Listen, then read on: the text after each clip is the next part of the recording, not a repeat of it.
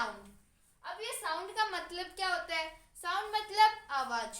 अब मैं बोल रही हूँ और मेरी आवाज आप तक पहुंच रही है, तो साउंड का मतलब होता है आवाज। Vibration are the cause of sound. Vibration के कारण ही साउंड प्रोड्यूस होता है। अगर वाइब्रेशन नहीं होगा तो साउंड भी प्रोड्यूस नहीं होगा। तो वाइब्रेशन के कारण ही साउंड प्रोड्यूस होता है। when a particle or body moves to and fro, अगर कोई भी बॉडी टू एंड फ्रो का मतलब आगे पीछे, अगर कोई भी बॉडी आगे पीछे, मान लो ये मार्कर है, ये क्या कर रहा है? आगे पीछे ऐसे घूम रहा है। तो ये जो घूम रहा है, इट्स मेन पोजीशन, इसकी मेन पोजीशन कौन सी है? ये इसकी मेन पोजीशन है। तो ये इधर जाता है, फिर से अपनी मेन पोजीशन पे जाता है, इधर जाता है, अपनी मेन पोजीशन पे आता है, फिर इधर जाता है, फिर अपनी मेन पोजीशन पे आता है।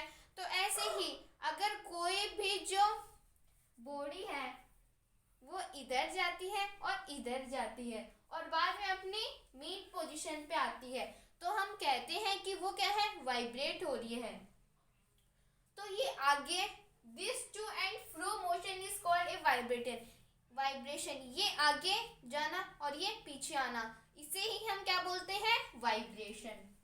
Every source of sound is vibrating body. जितने भी बोलने के साधन है, चाहे से मैं हूँ, कोई भी, जितने भी व्हीकल्स है, जितने भी साधन है बोलने के, वो सब क्या होते हैं? Vibrating body. जितने भी बोलने के साधन होते हैं वो सब क्या होते हैं? Vibrating body.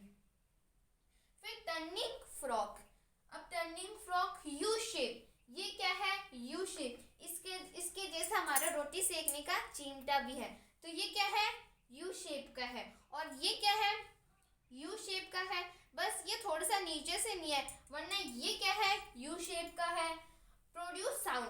अब ये साउंड प्रोड्यूस कर रहा है, साउंड प्रोड्यूस हो रहा है, इससे यू शेप का भी है और इससे साउंड प्रोड्यूस हो रहा है। ये बीच में इधर जाता है, फिर से इधर आता है, फिर से इधर जाता है, फिर से इधर आता है। तो ये क्या कर रहा है?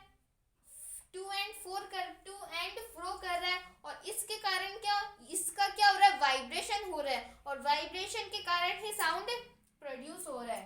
तो प्रोड्यूस साउंड प्रोड्यूस हो रहा है बिकॉज ऑफ वाइब्रेशन। वाइब्रेशन के कारण ही साउंड प्रोड्यूस होता है।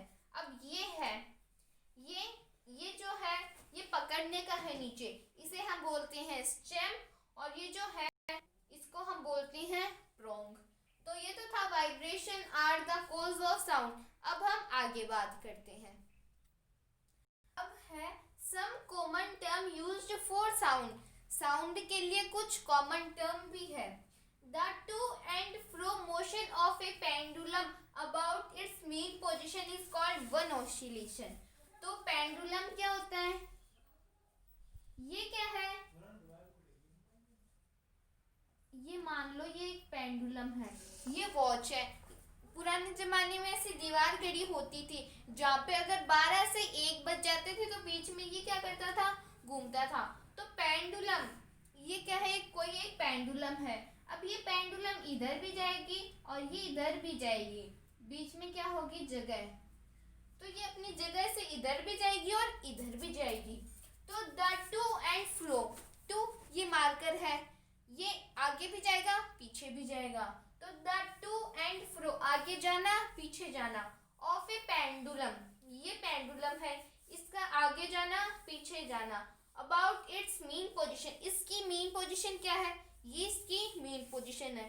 इधर जाएगा फिर वापस आएगा, फिर इधर जाएगा, फिर से अपनी मेन पोजीशन पे आ जाएगा।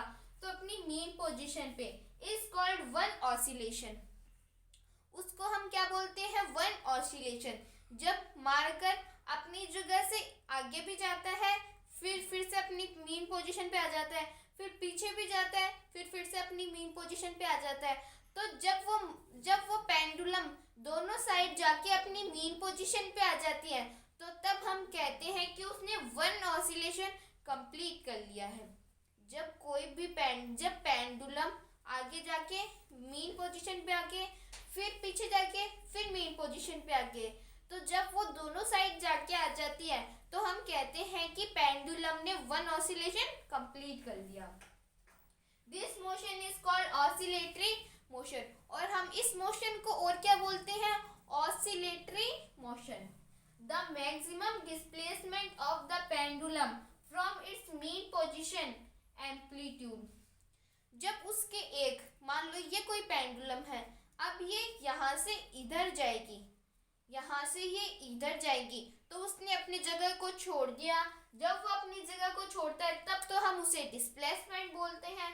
और डिस्प्लेसमेंट ऑफ द पेंडुलम, जब कोई भी पेंडुलम अपनी जगह को छोड़ के जाता है तब हम उसे क्या बोलते हैं? हम एम्पलीट्यूड। जब कोई भी पेंडुलम अपनी जगह को छोड़ के जाता है तो उसे हम बोलते हैं एम्पलीट्यूड।